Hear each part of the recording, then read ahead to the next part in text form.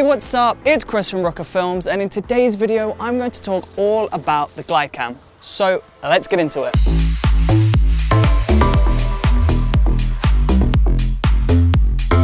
The Glidecam is a piece of filmmaking equipment that was inspired by the Steadicam, and the whole point of a Glidecam is to give you the ability to move your camera around whilst maintaining a smooth and steady shot. It's what I use for most of my shoots, and my use of the Glidecam has kind of become part of my style. So the question is, how do you use one of these things? Okay, so when you first get your Glidecam, it's going to come in a few different pieces. We need to build all of these together to make our Glidecam. So to begin with, I'm just going to grab these weights and I'm just going to grab this middle stand here and I'm just going to screw this into the center. Now make sure that's firm by just pushing here. And now we're just going to add the camera plate at the top and we're just going to screw that in just to make sure that it's in place. And now we need to make sure that the camera plate and the weights at the bottom are in line with each other.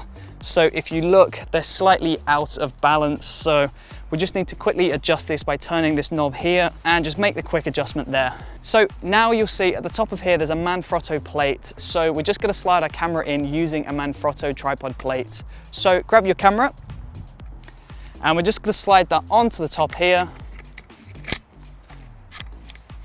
Once that has slided in, there is a secure knob over here, but before we adjust that, we just wanna make sure that we get the camera centered perfectly. So just hold onto your handle here and just let go of the Glidecam. Now that's falling backwards a little bit. There is a lot which will catch your camera, so don't worry too much about that. So we're just gonna adjust the camera to there. Let's still back a bit, let's push it forward. Perfect, and now that will roughly do. So we're just gonna tighten this up here. Okay, so once you've got your camera mounted to your Glidecam, you need to adjust the weight on the bottom. Now, if you're using a really small and a really light digital SLR like this camera here, then you can just use 2 weights on each side of the Glidecam and that should be completely fine. However, if you're using a heavier camera like the Sony FS7, which is what I normally use with the Glidecam, then you're going to have to put more weights, so maybe 5 weights on each side. So the way the Glidecam works is it's kind of like a counterbalancing system. So you want to try and get the weight on the bottom to match the weight at the top. So add as many or take away as many weights as you need to adjust to the same weight as the camera. So now that we've added the weights to the bottom of the camera and you're sure that they match the weight of the camera at the top, we need to do a drop test. And to do this, we just need to raise up the Glidecam horizontally, holding onto the handle, and we just need to let go.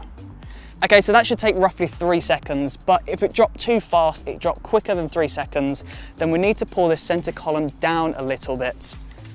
Vice versa, if it was too slow, then you may need to pull it up towards the camera. So once you've got that drop test to 3 seconds, we now need to make some adjustments at the top here.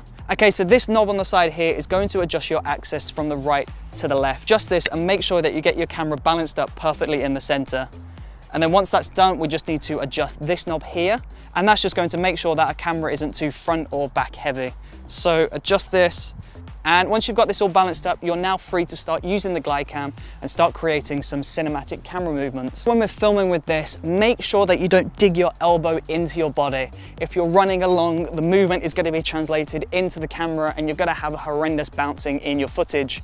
So take your elbow out and use this as another stabilizer.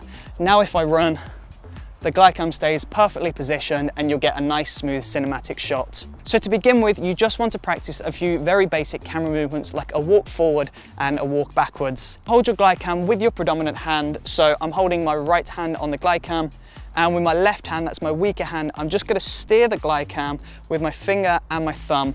So as I'm walking around, I'm just gonna make very fine adjustments, just adjusting here and steering the Glidecam from right to left. Getting the hang of running with the Glidecam is a little bit difficult at first.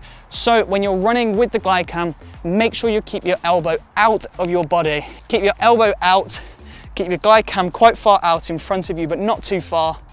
Start rolling, and now very gently with your finger and thumb, just adjust the positioning of this and run. Okay, so we're gonna do the same thing again. Keep the elbow out from the body. We're gonna start rolling the camera, and very slowly we're going to start running. Keep that Glidecam out, and perfect. That's how you run with the Glidecam. It does take some time to set up the balancing and get this balanced up perfectly. And before you've set it up perfectly, you're going to get some really shaky and some really ugly shots. Now, 3-axis gimbals like a Ronin, you can pretty much pick up and you can just start running with it and you'll achieve some really cinematic shots.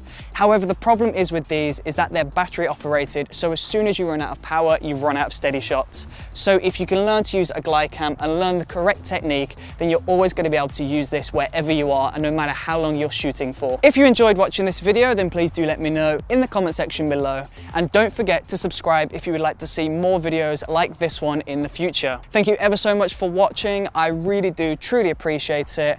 I hope you're having the most amazing day today. I will see you next time. Let's go.